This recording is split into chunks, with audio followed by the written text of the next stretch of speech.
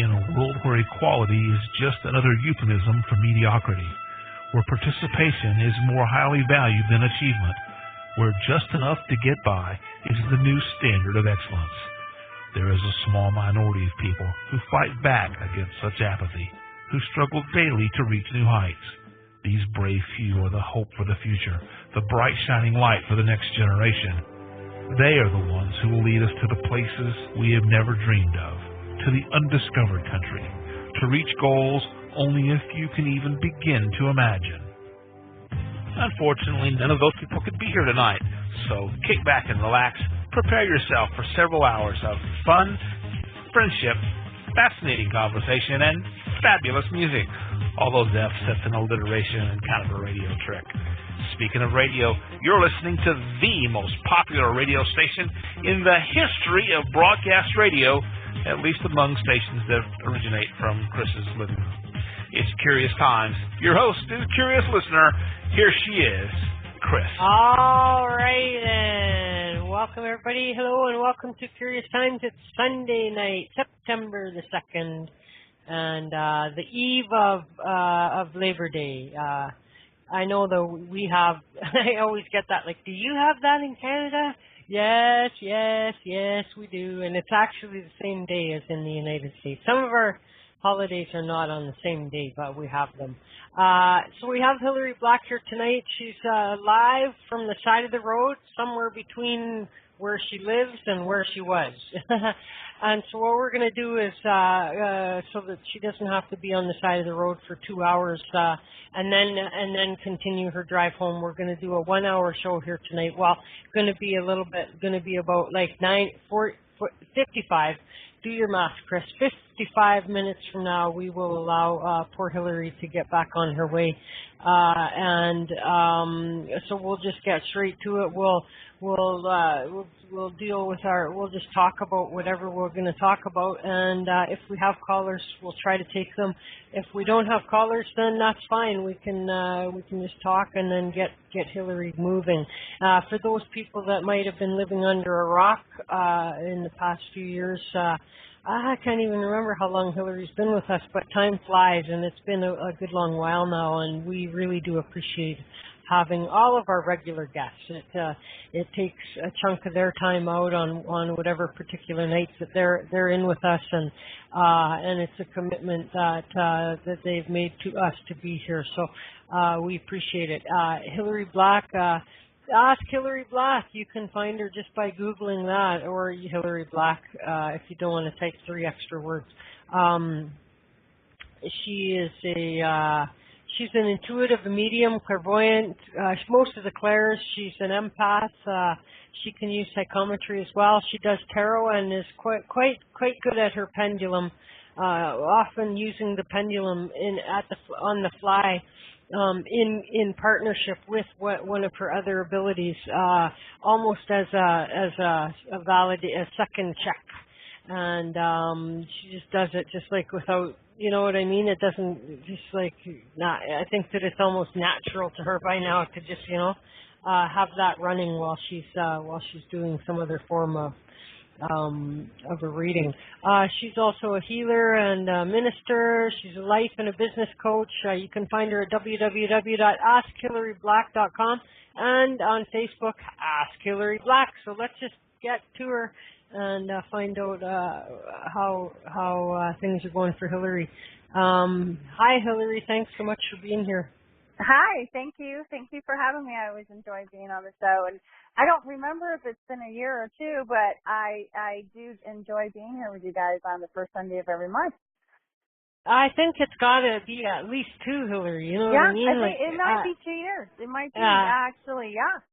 It might even be longer, but because time is just, I used to be like, I used to always go like, a couple of years ago, blah, blah, blah happened, right? Yeah. And then I started to realize, like, shit, that was like 10 years ago. I got to stop saying a couple of years ago, you know what I mean? And, yeah. And so time is just, I don't know. I really honestly don't know if it's just because all the old people say that. So, I mean, I don't know if it's just a thing that feels like it goes faster when you start getting past a certain age, or if time really is, It does fly.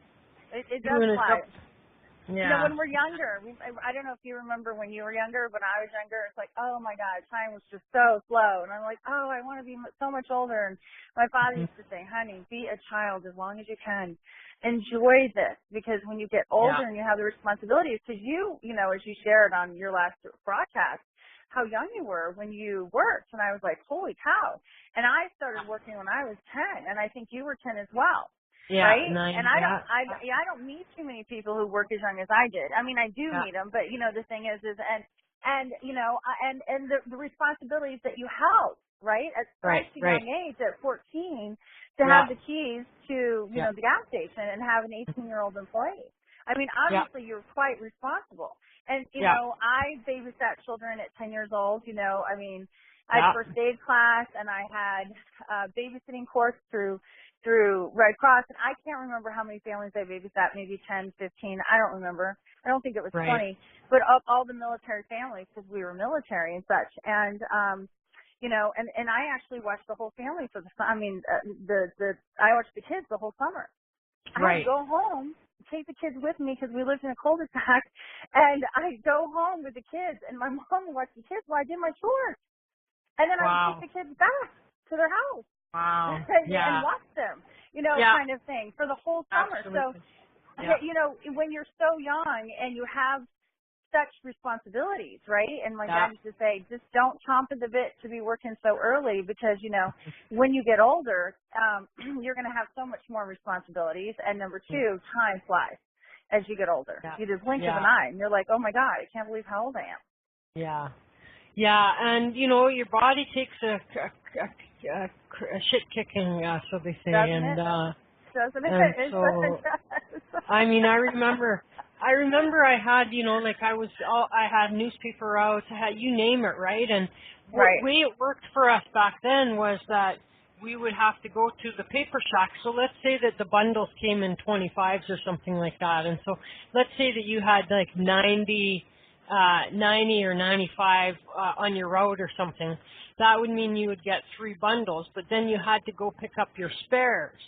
So if you were lucky enough and you had an even number like 75 on your route, then you wouldn't have to go pick up your spares. You could just go along your route where they would just drop your bundle, you know, and you could just go from there, and it was somewhere along your route where your bundles were.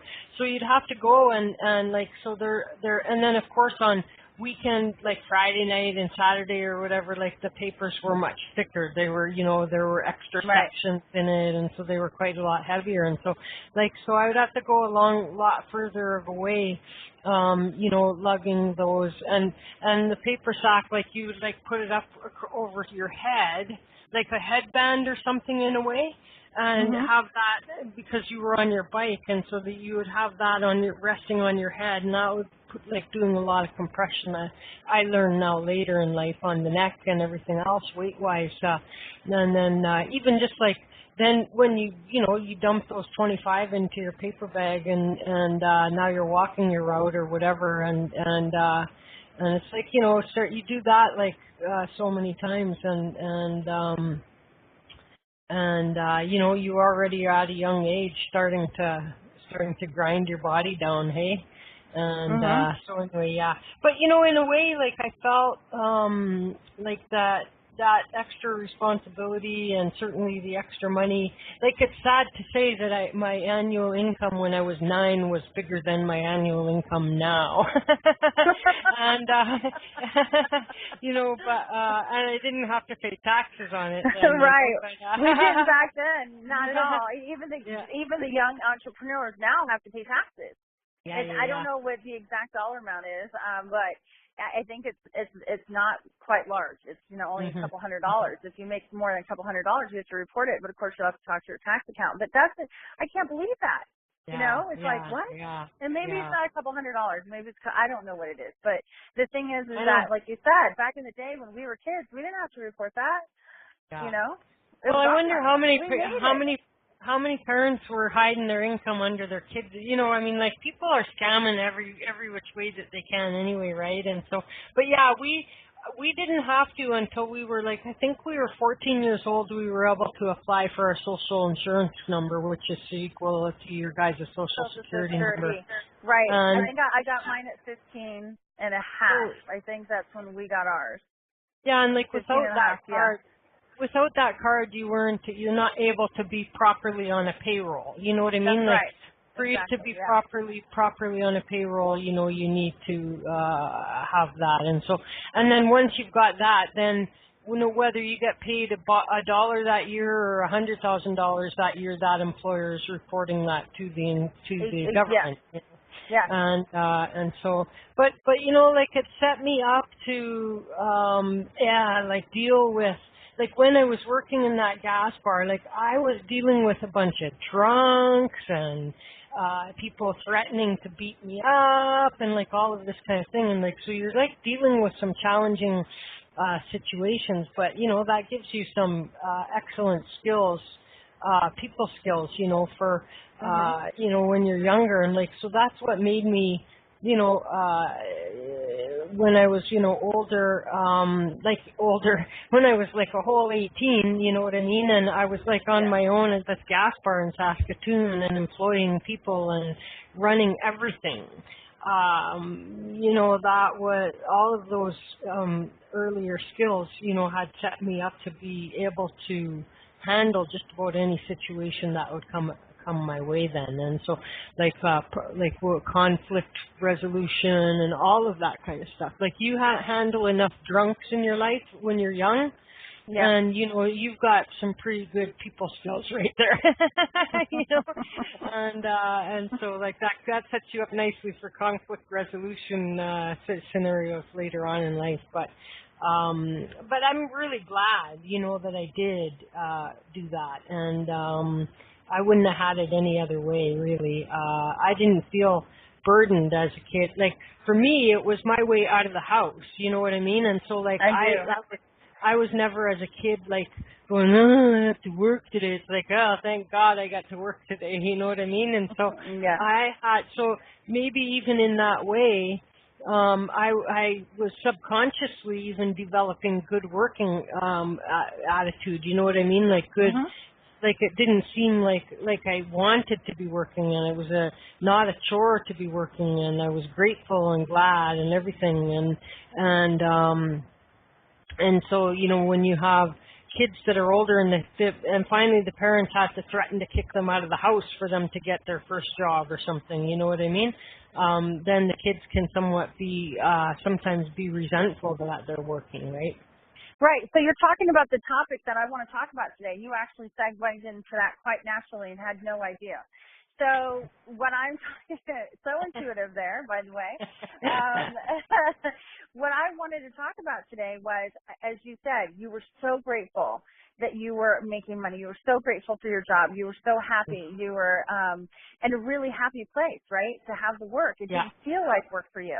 And how the difference between that, right, and it's all about your feelings and and certainly your outlook on it, and the subconscious, as you said, in the subconscious that you were learning these good working skills, but you were also in a place of subconscious manifesting, creating them more, and we're going to talk about that, and to the place of here's some kids who have to be kicked out or threatened by their parents in a way of you need to go out and get a job, or if not threatening in a sense, but okay, if you want that, you're going to have to pay your car, you're going to have car insurance, you're going to have some responsibilities, you're going to have to pay, so that they know that, you know, there's not a free ride when you turn 18 and you move out. You're on your own. Right. You know, kind of thing. And they're resentful for it. And that's the problem. When you're not liking your job, when you're resentful, and you're in a place that you're not feeling good, you're not able to shift and manifest and create what it is that you want. So one of the things is that when we spend money, we want to be in a place of gratefulness, because when we're in gratitude and we're spending money, it comes back. When we're writing out our bills and we're actually paying, and we're grateful for paying the bill, that we're grateful for the how many to pay the bill, then in turn money is coming back, because it's the energy flow. It's the whole energy flow. But we don't think of that when we're 18 and we have to go work. We have to, or even when we're older, it really doesn't matter your age. When you have to do something that you're really not liking, right? I remember a while ago, because, I've been reading 22 years professionally, part-time for many years, and then full-time the last 4 years. But, because my children are grown now. But the thing is that I know people used to say that, what I did as a reader years ago wasn't a real job. It was a hobby. And whether I loved it. I mean, obviously it's my livelihood now, so obviously I have to charge. But, and I charged back then too. But I loved my job so much and I still do. But the thing is that I'm thinking of the person who said that to me and going, well, you obviously don't love your job. Right? And for a while I felt bad about it. But I'm like, why am I feeling bad that I like my job and I'm good at what I do? They're the ones who don't like their job. So I don't need to pick up their feelings of what they're feeling, because then, obviously it taints what's happening to me, so to speak, but I'm the one who let it filter in, if that makes sense. But the thing is that, so when we're manifesting, I've noticed this, and I didn't realize this, and, I always reference to quite a few other things that I look at too. This one's The Power of Your Subconscious Mind by Joseph Murphy. And on page 56, which is really interesting, here's the thing about manifestation and affirmations. So a lot of people think, well, if I turn around and say the affirmation and I say it to myself and I say it to myself, automatically it's going to permeate and everything's going to be wonderful and it's going to manifest. It's not that way. It doesn't automatically manifest and create that way. So what happens is it's all about your feelings, and you hit on it. You hit exactly what I wanted to talk about, because bless you, you're in that place of gratitude. You're in a place of happy, and the fact that, hey, you wanted to get out of the house and have these experiences, which you did, and it helped you with conflict resolution. It helped you with so many different things. But it really overall was a positive experience, right? Right. So, absolutely. Yeah. And you had great feelings about it. That's the key, is the great feelings. So here's what I want to share, because what happens is when we're trying to manifest, and then all of a sudden people will say, well, I don't believe in that stuff because it doesn't work, right? We all have our own belief systems and what works for us and what doesn't, and no matter what anyone says, you want to check in for yourself and say, does that feel right for me? But the thing is that they talk about here on page 56, the chapter is how to use your power to your subconscious mind for wealth. And it says why your affirmations for wealth fails. And it's not just wealth, it's any affirmation for that matter. So it's just two paragraphs. So I'm going to read it real quick if you guys are okay with that. Absolutely. I talked to many people during the past 35 years, and that's the gentleman who actually wrote this book, 35 years, who whose usual complaint is, I have said for weeks and months, I am wealthy, I am prosperous, and nothing has happened. I discovered that when they said I'm prosperous and I'm wealthy, they felt that they were lying to themselves. That's the big key right there, that they were lying to themselves. One man told me, I affirmed that I am prosperous until I'm tired. Things are now worse. Things are now worse. I knew when I made the statement that it was obviously not true. The statements were rejected by the conscious mind, and the very opposite of what he outwardly affirmed and claimed was made manifested. Right. So basically, and then the next paragraph, your affirmation, so I'll read that again. His statements were rejected by his conscious mind, and the very opposite of what he outwardly affirmed, which is positive, which he's rich, claimed was made manifested, he claimed it was made manifest, but in the opposite direction. So your affirmation succeeds best when it is specific and when it does not produce a mental conflict or argument. Hence, the statements made by this man made matters worse because they were suggested his lack, because he wasn't believing his statements. He thought they were a lie. So here he is thinking lack, lack, lack. Your subconscious accepts what you really feel to be true, and that's exactly what you were talking about. Your feelings about the whole experience, right? To be true, not just the idle words or statements. And the dominant idea or belief is always accepted by the subconscious mind. That's the key to an affirmation. So I really wanted to share that because I thought that was really interesting information, because when people do affirmations, sometimes they blow up and go the other way. And I didn't get an answer for somebody when they asked me that. I had to find out for the answer. And then they told me I opened the book and it showed up on that page. And I'm like, thank you, Spirit. It took about 3 weeks to get it, but you know what I mean? Yeah. Go ahead. No, I'm saying like we have to then come up with a differently worded, something similar, but something that they can reconcile within their own mind and speak honestly and truthfully for some positive effect to happen. Well, yes, I agree with that. Absolutely. Say some words that obviously that the body can accept, right? So the conscious mind and subconscious mind, your head and your heart can be in alignment. But the other thing is about feeling the feelings, and that's the whole key that you were talking about. That when you were young, you didn't feel resentment. You didn't feel anger about your job. Right. You were happy.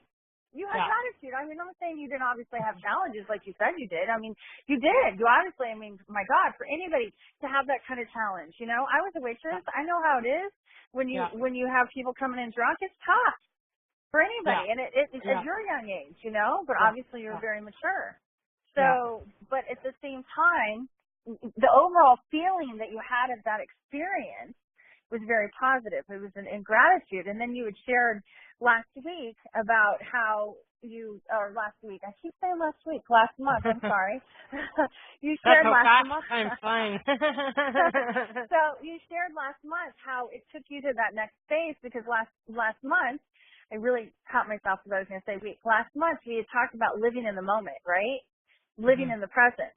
And listening to your intuition, which is so important, because if that guy had not come in to Little Caesars and you were so frustrated that day, because it's all about the security, but we have to have that faith and trust in ourselves and in the universe that God wants better for us than we want for ourselves. And a lot of us want that safety. But in reality, there really is safety is in your mind, and safety is with your connection to God. Right. Right? Because if you don't have that relationship with Him, how do you feel that anyone's got your back? Right. Right. Because God forbid if a hurricane comes through and wipes the house down and wipes everything down, what do you have? You just have it's you and God, pretty much. Yeah. That's it. Yeah.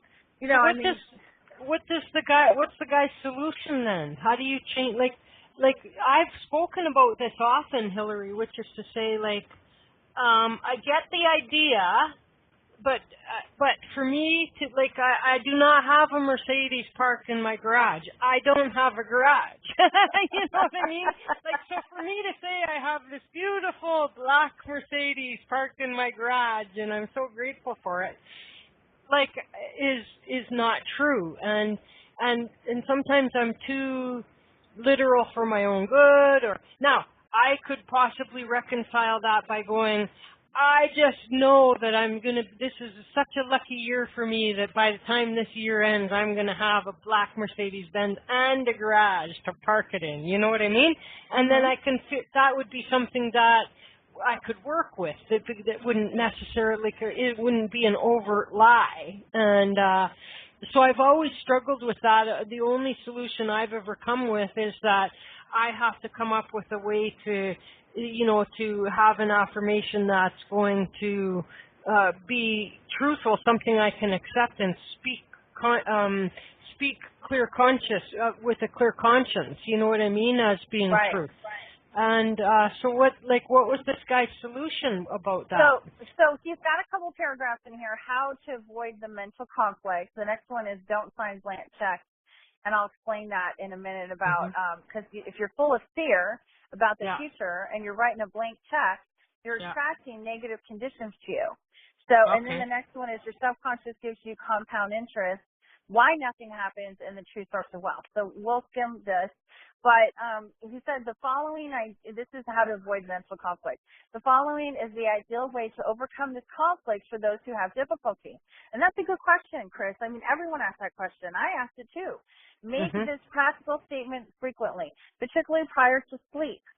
So by day and by night, I am being prospered in all my interests. This affirmation will not arouse the argument because it does not contradict your subconscious mind impression of financial lack. Just like you said, you have to put it in some wording and feelings that feel true for you, right? So sometimes we have to excavate back to, we're like, oh, well, we thought we were way further ahead than we were, and then we have to look at where we're really at and take those baby steps, right? And not beat ourselves up for being where we didn't think we were at that certain point. We thought we were maybe a little bit ahead, and we're not, and that's okay. Or we thought, I had a different belief system, and you're like, oh, maybe I don't. There's my block, right? So don't beat yourself up. Have some compassion for where your block is, kind of thing.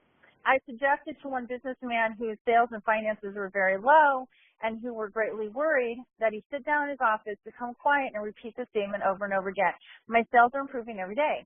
And the statement engaged the cooperation of the consciousness and subconscious mind, results followed. Meaning, because the man accepted that statement and the feeling was true to him that he could accept that truth instead of it being a lie. So like you said, you have to you have to, I don't know, retrain the brain, so to speak, or make a statement that you can accept as truth. And if it has to be a baby step, not the big jump that you're coming to, the Mercedes-Benz, the black Mercedes-Benz may be a big jump. And the garage may be a big jump. So you're like, okay, I'll get a Hyundai. You know? Yeah, I'll get whatever. And it's not that you can't jump from, zero to the Mercedes-Benz. You can. And you don't have to get the Hyundai, but the point is you're going to have to do some work to get there, okay? Kind of thing. Because it's going to take a little bit of time, because the mind's got to accept that you absolutely can create this. So go back again and do it a little bit slower, but read the revised statement that the man has in his book. The revised statement on how to avoid mental conflict, or? Yeah, like the suggestion for... Are you there? Yeah. Oh, shoot.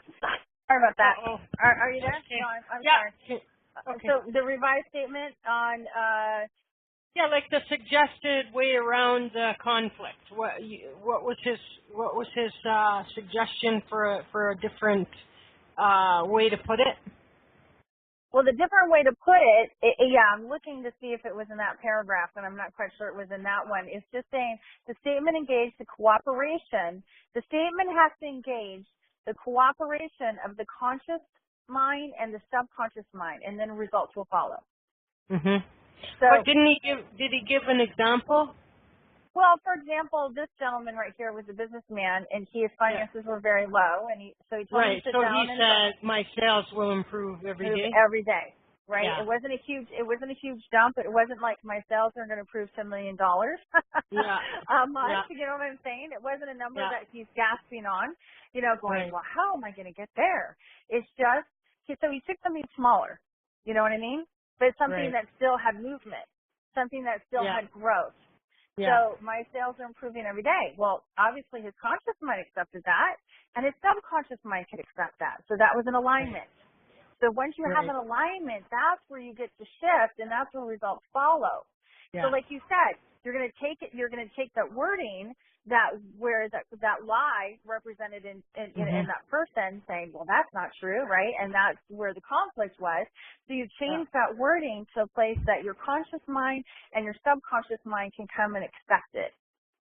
Right? And once that conscious, so that's what I was saying, it's not such a big leap, right? Because my sales is improving every day. He could accept that. Right. He didn't put a dollar amount on it. So maybe a person starts with, so now if we're going to talk baby talk, goo goo gaga, if we're going to take baby steps, we're going to take baby steps, then maybe we have to, and then we know that the first block is the attitude and the struggle between truth and false, is so that maybe we have to start by, saying that each day my attitude towards becoming prosperous will improve every day. You know what I mean? I agree with that. Yeah. So we start with my attitude toward prosperity improves every day. Well, and the gratefulness. It's the gratefulness too. Like you said, you were grateful to have that job. Yeah.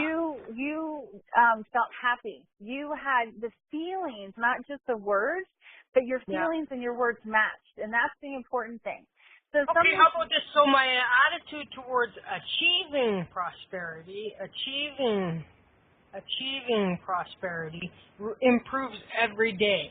And so when we can feel right saying that every day and we don't have to put, I always say to people, please don't put a clock on this, because if you're going to go like, okay, for a week and go, well, fuck this shit, I've done this for a week and it hasn't worked. So, see, it doesn't work.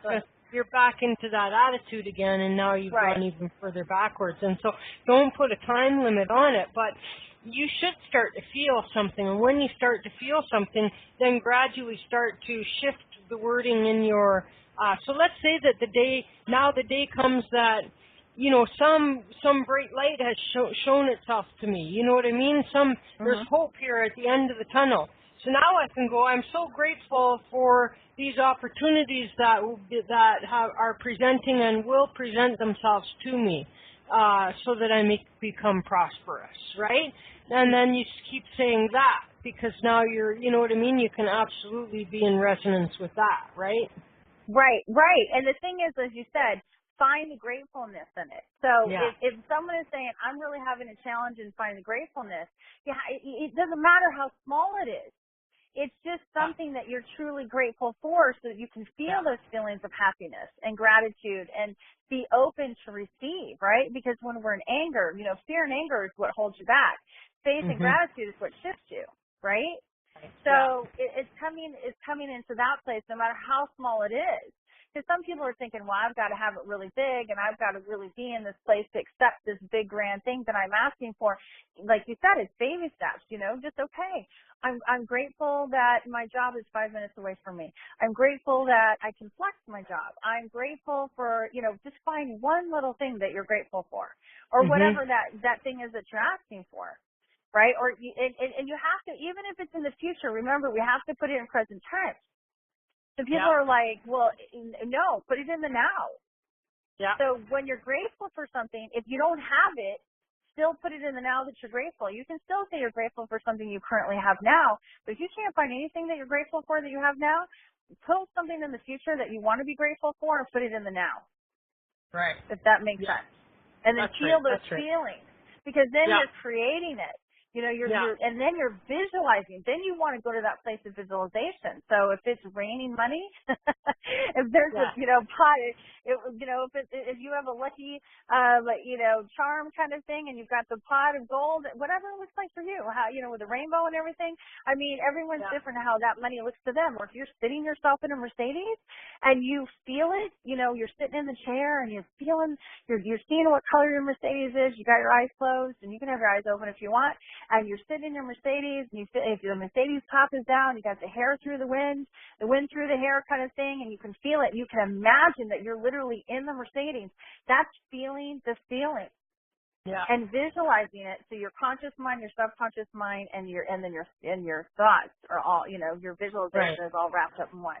So that's how we create it. But the point is that we think that we have that affirmation, and then we don't understand that we're the ones who are the block, and our body's like, yeah, whatever. Yeah, we so don't believe. You're lying. Yeah. And then all of a sudden it blows up, and it goes in an opposite direction, and we're like, what the heck happened? Yeah. So I didn't have an answer for that. And when I found this, I really wanted to share this with you, and ironically, you just walked, you know, intuitively went right into it.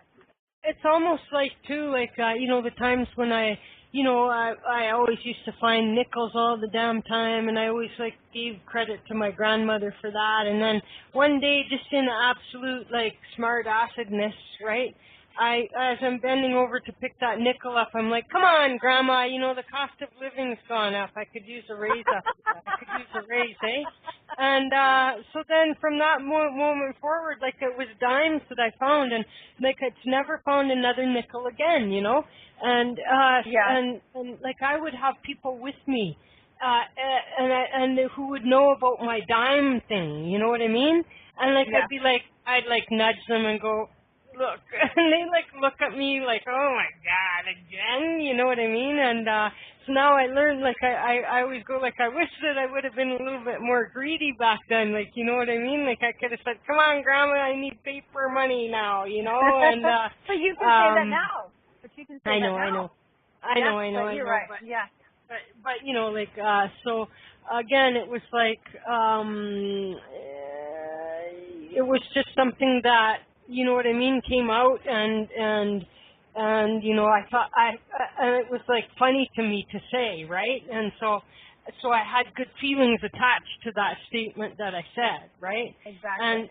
And I said it out loud and all that kind of thing. And so like when I realized like that, like she really listened, you know what I mean? Like it was like, holy crap, right? And, so I come with some wording like, so I'm so grateful for the opportunities that have and will continue to present themselves to me that will result in prosperity and happiness. That's a good one right there. That's a great statement. Excellent statement. Because that really could, the conscious and the subconscious mind can resonate with that. Yeah. Yeah. Absolutely. So that one I can live with, and anybody else that might be able to live with that, and if you can give that a try as well, and feel good about doing it, and without expectation of although on the one hand we're sitting here talking about how bank on it to work, you must believe that it will work for it to work, but what I'm saying is it's almost like when we do somebody a favor, like we should be doing that like free of some expectation. Okay, not like if I'm going to volunteer to do something for somebody, you know what I mean?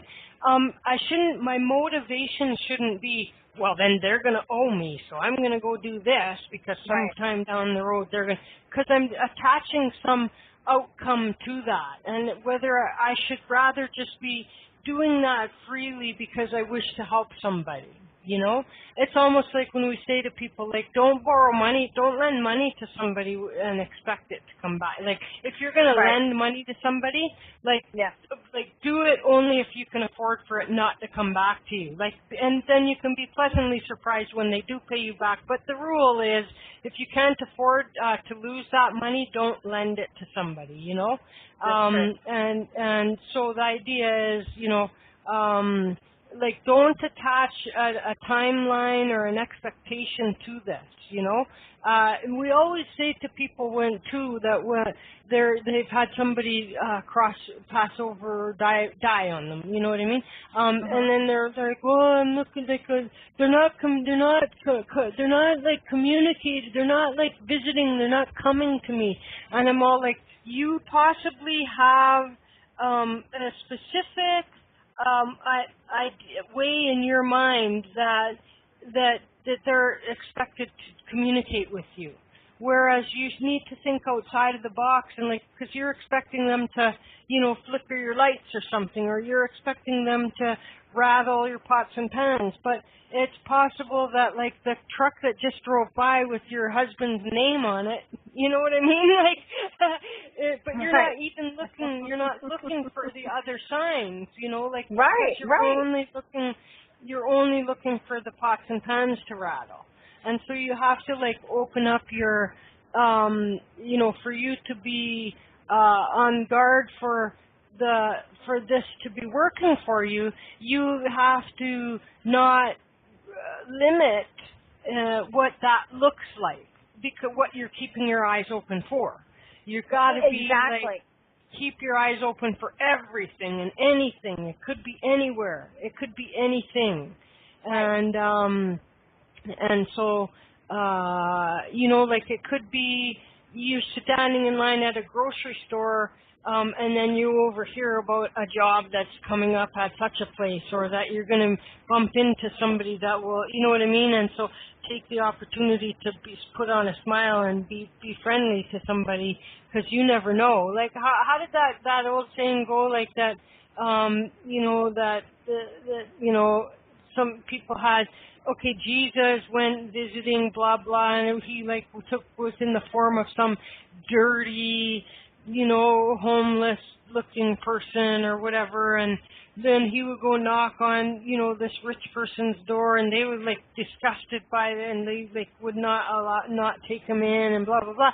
And then down the road, he comes to a place where like very poor people were living, and they took him in and shared what little that they had with him, that they already didn't have enough for themselves, and it turned out that it was Jesus, and so now some great big benefit came to them or whatever because of that, but they did so not knowing that was Jesus. Like, of course, if the rich people, knew that was Jesus and that something good could happen to them if they helped this dirty, stranger, right? Then they would help them, but they would be helping them for out of some other greedy motive, not because they genuinely wanted to help. And so here it turned out that the least able to help tried to help, right?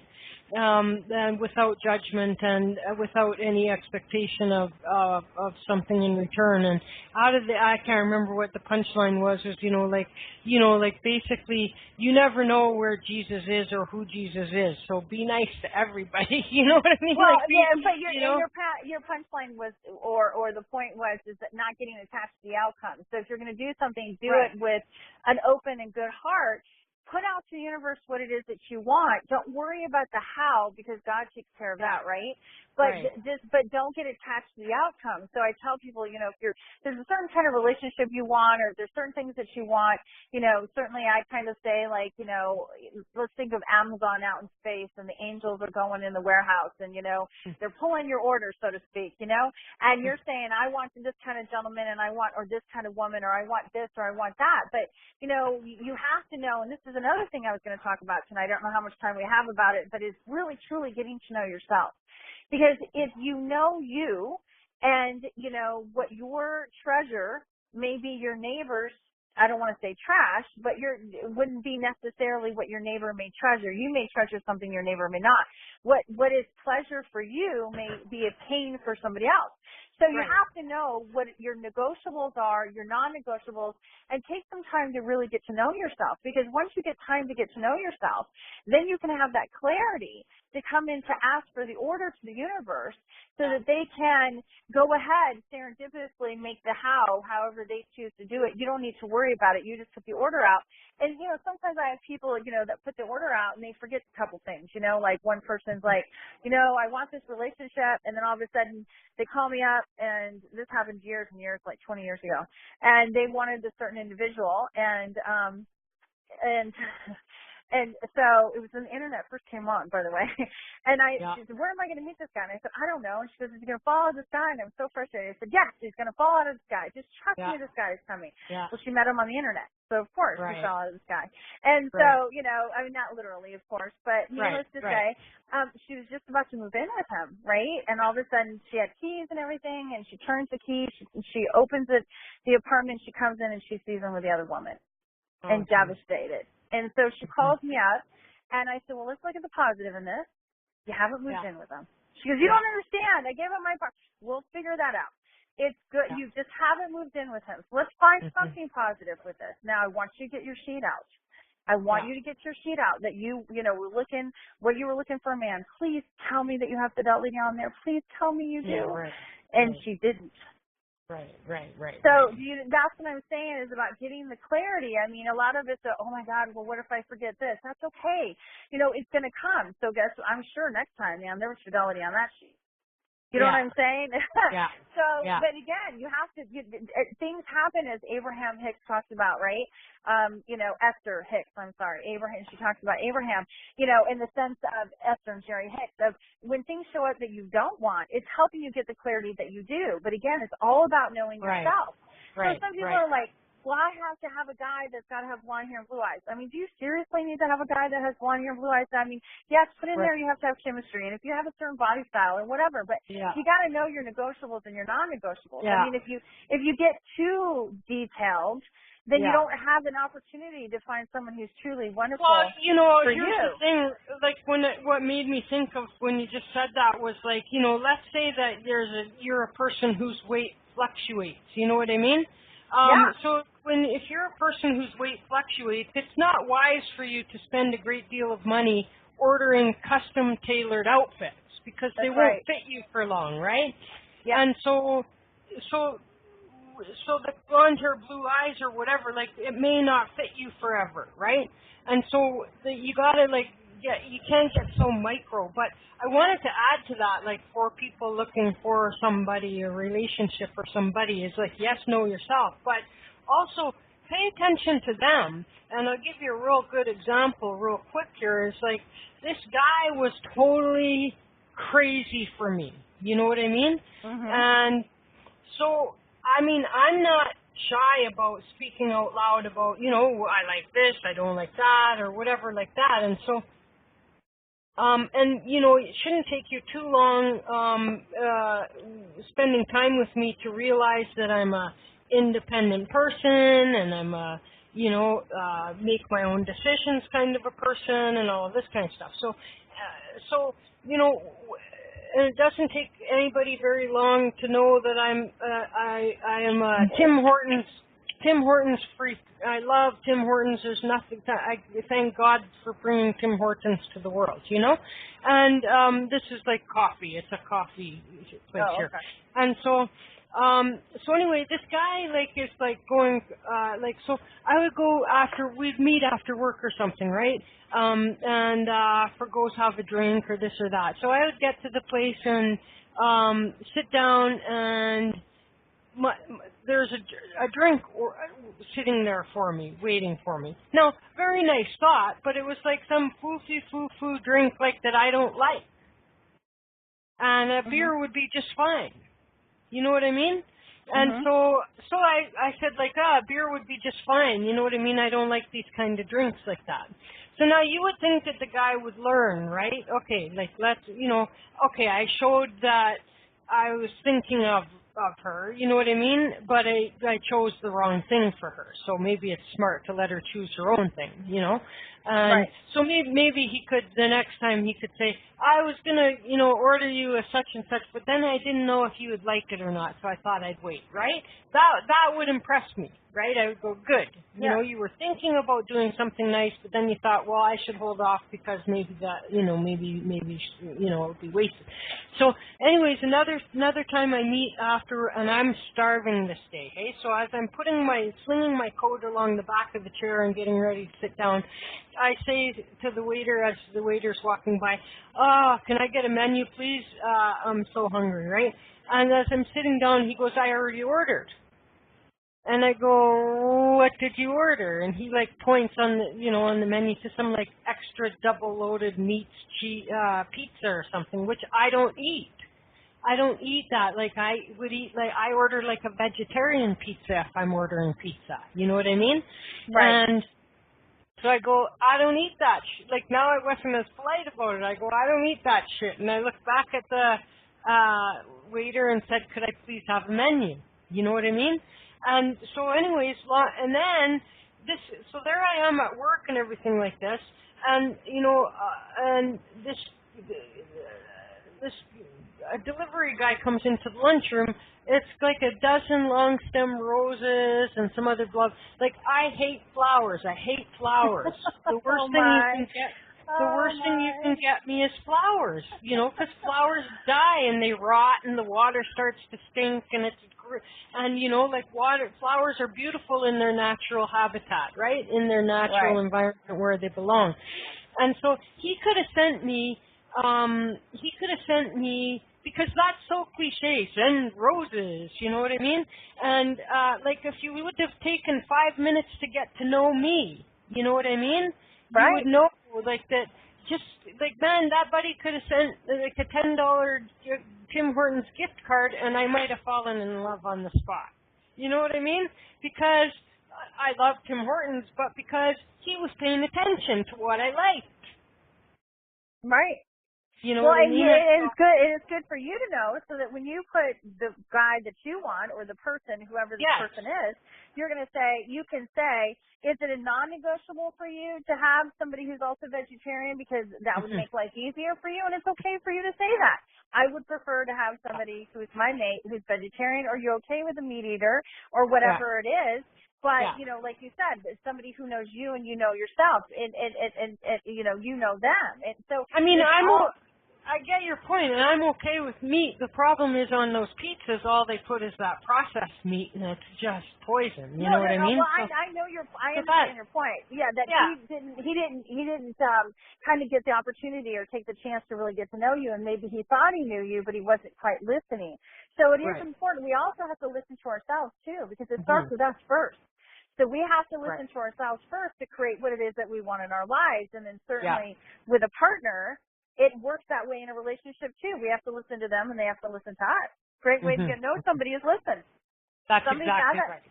somebody said that to me this week, and that's what you just said. That's exactly what you just said, and that's really key, because I said to them, "How do I get to know you?" And they said, "Listen." And I'm like, well, that's a concept, because I'm asking questions and all these questions, and they're looking at me going, "You don't need to ask me all these questions." And I'm like, well, I just want to get to know you. How do I get to know you? Just listen. And that's what you said, and that was really good. That's good. Yeah.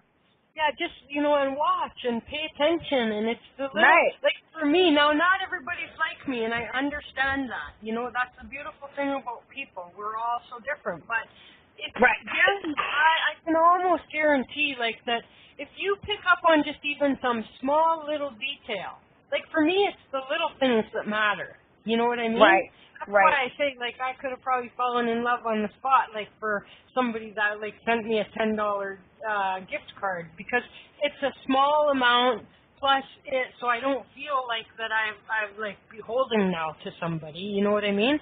That they spent so much money on me or something like that. It's a small amount, and but it's something that's so small that they picked up on about me. You know what I mean? That they noticed that I really love Tim Hortons coffee. And so the fact that somebody's picked up on a small detail of something like that, for me, matters a lot. You know what I mean?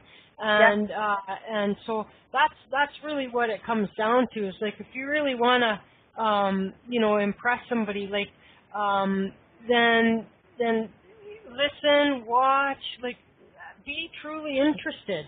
Don't grill them like you're a homicide detective. You know what I mean? Because and that's what we do sometimes on dates. We don't mean it, but we're nervous, or it's just we're not. You have to be in the moment, like you said, right? So, but it makes that other person kind of feel uncomfortable. But you're like, but I'm just trying to get to know you, and they're just like, I want to be here too, but just back off. And you're like, okay. I mean, get them telling you a story from their child. Usually when somebody's telling a story, they'll throw in a little detail here or there that tells you a little bit something about them. That's more than just the story. You know what I mean? That goes beyond just the story.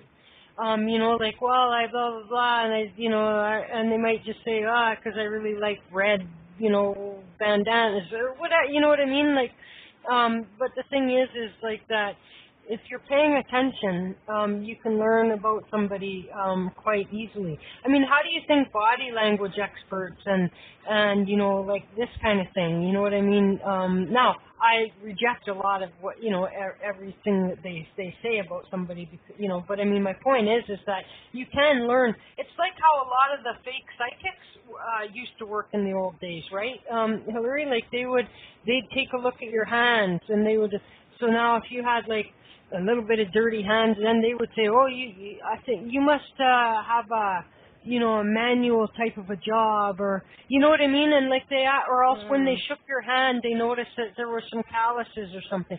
Like then what they're doing is that they're picking up on some things that, like, you don't have a soft, cushy job, you know what I mean, and or are you do you have perfectly manicured nails, or do you have, because you start to pick up on things by taking visual cues in, and so just being observant can teach you a lot about somebody. And if you're truly interested in somebody, then and the same like I know that in an interview situation your mind is on, like, how can I get, but if you can even pick up on some small detail of the people interviewing you or something like that you might be able to slip into the thing, you know what I mean?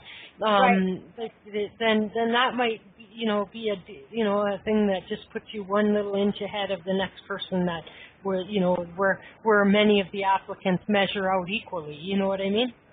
Yeah, yes, and then they stand up in their mind. So I'm glad we got to that. I do want to because I know we're almost out of time. I want to get to some things of why the manifestation didn't happen. But as you were talking about, Chris, things that you just mentioned about, being observant, pay attention, listen to a person kind of thing. So certainly in an interview, if you're listening and you're engaging in the moment and you're listening to your intuition, right? Listening to your intuition, engaging in the moment, and being able to kind of pick up of what they're looking for, right? Because you can come and say, what are you looking for? And they can tell you, but if you're listening, they may give you a cue as they were talking into what they're looking for, right? And then as you turn around and answer that, then you're going to stand out among all the other applicants. And that applies to everything, not just, if someone's a self-employed person getting business, somebody who's wanting a relationship, getting, someone who works in childcare, getting to know children, they can't directly say how they feel. Let me tell you. Right. That's right. So, kind of thing. So that's it's applicable across the board. I mean, even elderly care, all these different jobs. So, really, really good point. I'm glad that you mentioned that. So it's interesting that you had mentioned about the psychic thing. There's a show called Psych, PSYCH on I don't know what channel it is here, or Lifetime, I think, in the U.S. And he's a detective, but he pretends that he's a psychic. Oh, yeah. And everyone thinks he's a psychic because of all the things, but really, truly, he's a detective. That's interesting. Well, there you go. Well, that proves the point. You know what I mean? That kind of proves the point. Right, right. So that doesn't surprise me in any way, shape, or form. Very interesting. Very interesting. And I don't meet my clients too often in person. I mean, if I'm doing a fair, that's one thing. But a lot of times I'm on the phone. So I'm horrible at body language. I mean, someone's looking at me and going, "Well, can't you just look at them and kind of feel it?" And they're like, "You got to be really psychic because you're clueless when it comes to like social cues or body language." I really am. So I got to work on that. So, okay. So let's talk about why nothing happened. So you can hear, he says, I can hear saying, "Oh, I did that, nothing happened." You did not get the results because you indulged in fear thoughts, perhaps 10 minutes later, and neutralized the good that you had just affirmed. So just like the secret, right? They say when you put out the positive, you want to hold the positive. So it's not just manifestation, it's holding the thought. Now, if you guys have a negative thought, this is what I say to myself: cancel the negative thought. Whatever came in your mind that was negative, just cancel it. That's what I do. But when you place this, when you place the seed in the ground, you do not dig it up. You let it take root and grow. So suppose, for example, that you're going to say, "I shall not be able to make that payment." Before you get any further than that, "I shall," stop the sentence and dwell on the constructive statements such as, "By day and by night, I'm prosperous in my way." So not only say cancel, you don't have to. You just reword it on that negative thought. Just flip it back into the positive. That's right. So, shift your thinking. Shift the thought. And like here, if this helps, it's almost also like prayer. Like if you pray, like if you believe in God or whatever it is you pray to, people. Right. It could be universe. Not everyone believes in God. Yes. Exactly. So if you send your prayers out, you can't then like the next day, if you pray for that again, they say you're showing distrust that your prayer will be answered. And so similarly with these,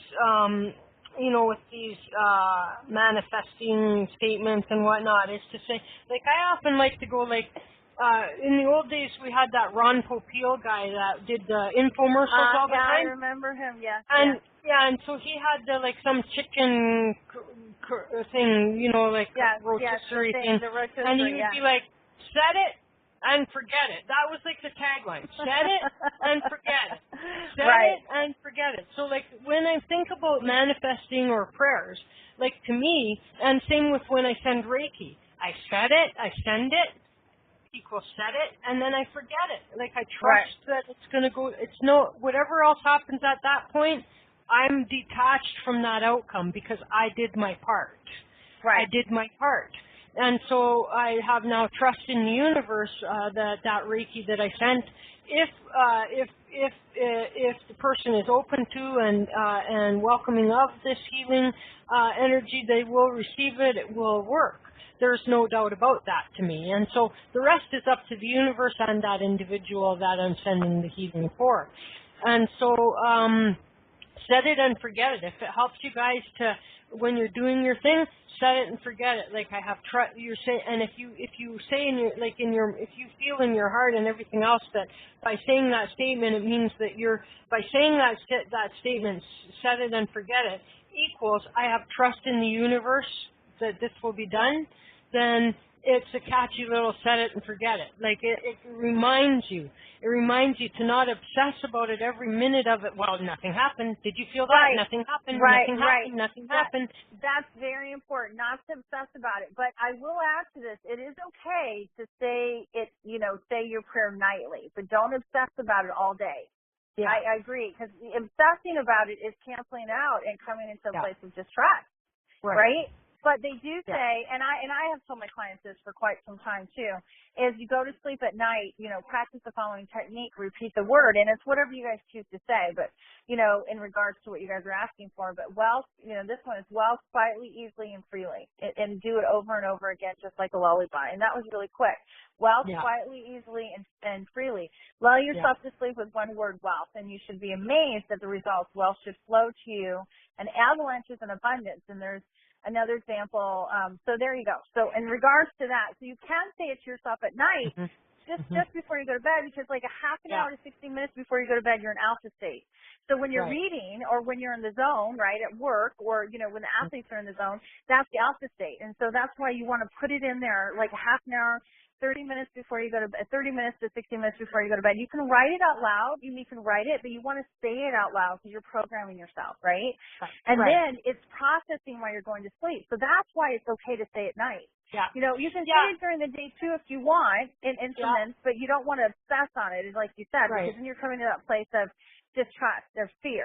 When you do that. I mean, it's about your attitude too. Like everything is intent. You know what I mean? So much of it is intent. And so, when I say this thing about, like if I pray for God's help to, or the Creator's help, or the universe's help to, help a friend of mine that's across the country struggling with such and such or whatever, then I can say, I can say that I don't mind saying that because my intent is pure if I say that same prayer the next day. If I'm like, I almost never pray for myself. You know what I mean? Like that, I see that, although it's the same, people say like a wish is the same as a prayer and blah, blah, blah.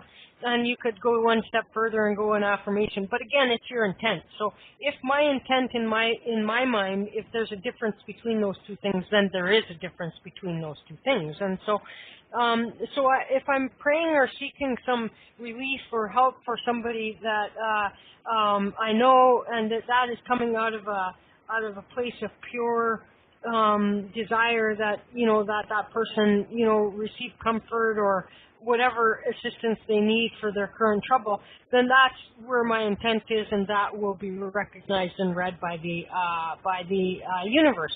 If, on the other hand, I'm like, the damn thing's not working, I'll give it one last try, you know what I mean? Like then, like the universe reads the energy with which that I'm doing this affirmation or this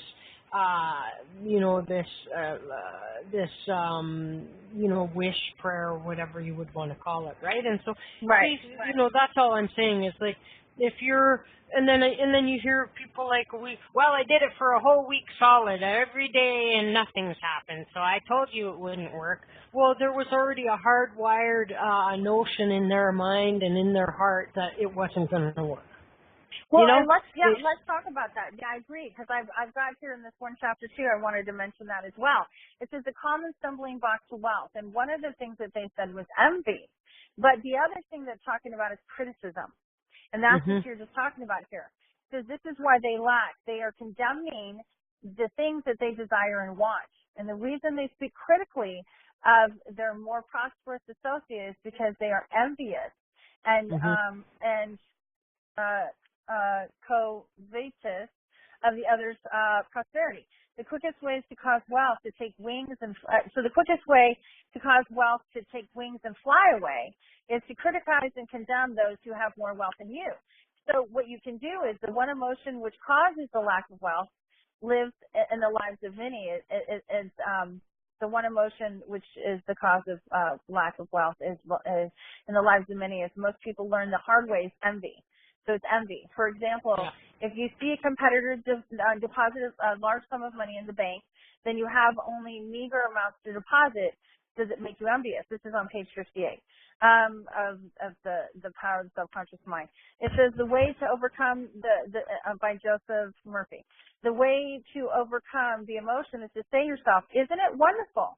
I rejoice in the man's prosperity. I wish for him greater and greater wealth. So it's not just being happy about what's going on for you, it's being happy for that other person too. So and to entertain envious thoughts is devastating because it places you in a very negative position. Therefore, wealth flows from you to instead of to you. So it flows from you instead of to you. You want it to you. So when you get envious, it's from you, which means it makes it goes away. Right. Yeah, no, and you know, again, all of these things, you know, we have to be so careful about our attitude. Again, even if you say these words, if it's not in your heart and your mind as true, it's not going to reconcile within you, and then you're going to run into some troubles. And so, I just think like baby steps at first, right? So start with little things that will hopefully change your change your attitude and your thoughts about the ability to achieve this thing or not. And then once you're there, then you can go for the whole enchilada. You know what I'm saying? And try not to have an expectation of the timeline. After which you're going to reject the notion as never ever was going to work, and I knew it. Because right there you say, like, you That's know right. what I mean? And then you're reinforcing, I knew it. You're reinforcing it never is going to come. And I tried to explain this to somebody the other day who was in kind of a woes mood, and I was trying to explain to them, sweetheart, because you're in this attitude that nothing's going to work out, you're creating nothing's going to work out. I don't want to hear that. And I understand it, but I didn't know how to explain it. I was just like, it's tough because when you're in that moment, it's hard to kind of see. You got to pull yourself out of that moment to kind of look on the outside. Because when we're in it, we're like in the eye of the storm, right? Exactly. So we got to pull ourselves out and kind of look on the outside, looking in, kind of thing. Not that you don't need to look in to see who you are, because you got to look in to see who you are. But in regards to the attitude and the state of mind where you're at, like you said, well, I knew it was never going to work. You're just reaffirming it's not going to work. And then, for the longest time, I couldn't figure out why I was attracting this pattern. One of it is obviously the childhood patterns we all have, right? Our programming and our tapes in our head. But I didn't realize that I was continuing it as well by turning around and saying, once again, I always get what I'm saying I don't want. Well, because I'm the one who kept thinking of it all the time. And I'm the one who's bringing it in. Yeah. Because I was reaffirming that instead of reaffirming this is what I want to have. And then you have to get to the deeper levels of, well, okay, so you want to have wealth, but all of a sudden there's the block. So you feel you're not deserving, or you don't feel you're deserving of a relationship. I mean, whatever it is that you're calling in, you got to figure out, is there lack of self-worth, self-value? I mean, everyone's, issues are different, whatever they may be, and then work on those too. So it's like an onion, And try to roll with the punches because, like let's say you just set, your affirmation or whatever, and then all of a sudden, like you trip over a bucket of water that spills all over, and now you've got a big mess, and you're all like, trying to have it over, I'm trying to do this, and now this happens, and now you're freaking out, and you're all negative again. You got negative, yucky energy all over you. So, you got to go, this is a test to see how I'll cope with this kind of a thing. Right, you know what I mean? Right. And I'm going to do just fine with it. You know what I'm saying? It's not the end of the world. I mop this up and be done with it and on my way with the next thing I have to do. It's the thing that I'm thinking of because, Spirit talks to me in movie and TV. I'm sure that you guys know that, but if not, I'll just let you guys know. So one of the times, they just do that. They talk to me in movie and TV, and they just brought in Forrest Gump. And have you seen the movie Forrest Gump? Yeah. Okay, so remember Lieutenant Dan. When they were on the shipping, they were on the boat, and they're out there trying to get shrimp because Bubba had told them everything about the shrimping business, and they were planning, Forrest Gump was planning on going into business with Bubba before Bubba passed away, right, in Vietnam. So Lieutenant goes with him. He's like, why not? What else do I have to lose, right? And they keep going out, and they keep coming back empty-handed. And they're out there on the water, and Lieutenant Dan has this conversation with God because he's just like, give it to me. give me everything. See what else you've got, because I'm going to take it, just like you were saying. Now, it obviously doesn't have to be that dramatic, right? But, you know, he had a come to Jesus moment, and he really also found some inner peace within himself, right? Because he was so upset about his situation, because he felt, you know, things didn't go the way he expected. He had an attachment to the outcome. And, you know, Forrest Gump saved him. Oh, he was supposed to be a hero. That doesn't necessarily mean that it was the past. But the point of the matter is, as he came and said, listen, everything is negative, everything's negative, and he finally said, oh, like you said, someone throws, you know, God throws you to you, and you're like, oh, well, he's just testing me. So Lieutenant Dan's like, okay, this is a test. I'm going to go ahead and take it. And then sure enough, what happens? They're one of the few boats that are out there, and they come back, and they have tons of shrimp. And they had tons of shrimp since then. And then I know this is just a movie, but the point of the matter is that after that, Lieutenant Dan, you know, I don't remember, invest in some company. I don't remember if it was Apple or who it was. You know, it was just a movie, but he invested well. And then all of a sudden he finds his right partner, and he's happy. And he goes from this angry Lieutenant Dan, who's so pissed off at the world that nothing's working for him and everything, you know, keeps getting worse and gets worse and gets worse. And he has that moment of, okay, you know what? This is a test. All right, I'm going to take it. I'm taking the test on. Let's do it. And then he turned around and found that inner peace within himself and peace with God, and then turned his whole life around. Now, I know that this is just an example in the movie, but, you know, sometimes movies, I think, can be inspirational to people. And so when I do coaching sessions with people and movies come up, they don't have to watch them, but it's kind of interesting that my clients will watch them, and then they'll go and journal even more and tell me what they got out of that movie, other than what Spirit was telling me. Yeah. So it was kind of cool. Yeah, absolutely. Okay, look, so you were a real trooper to hang in here off the side of the road. Some caller did just call in a couple minutes ago, and so they weren't here at the beginning of the show. Hillary has been trapped in between her where she was and where she wanted to be for the show, and so she pulled over to the side of the road to do the show. So we're cutting the show a bit short here, so the poor woman doesn't have to sit on the side of the road all night. Thank you. I'm in the parking lot. I am safe, and I'm in a parking lot, but I appreciate that. No, still, you know what I mean? Yeah, now, I do. Pretty soon you'll have, like, the police. Soon the police will be surrounding you because there's some suspicious woman sitting in the parking lot. You know what I mean? Well, I probably should get off the phone then. That's a good idea. I didn't think about that one at all. And so you guys can find Hillary, well, here once a month, and it's the first Sunday of every month, and so we'll see you in October. But in the meanwhile, you can visit Hillary's website at www.askhillaryblack.com, and on Facebook, Ask Hillary Black. Thank you so much, and have a great September, and we'll see you in October. Absolutely. Thank you, everyone. All right, okay, and hopefully Hillary. I'll be home and be able to get on chat and awesome. talk to everyone and stay for 2 hours and do some readings for everyone. So thank you so much, and you guys have a great evening. All right. Thanks, Hillary. Take care. Thank you. Take care. You too. Okay. All right. Happy Labor Day, everybody. Yes, in Canada happy Labor Day. All right, yes, you too. Thank you. All right, okay. Bye-bye. All right. So so there we guys go. We will we'll just cut it here for now. Tomorrow we have Diana Monroe here, and then Tuesday we're off. Wednesday Barbara DeLong is here, and then Salva will either be here on Thursday or Friday. So that's what's coming up. Thank you guys so much for being here, and we'll see you back here tomorrow night, and have a great rest of the night, and as Hillary said, have a great Labor Day, and wear white, because after Labor Day apparently you're not allowed to wear white, right? And so we're out of here. Thanks guys so much. See you tomorrow. Peace out.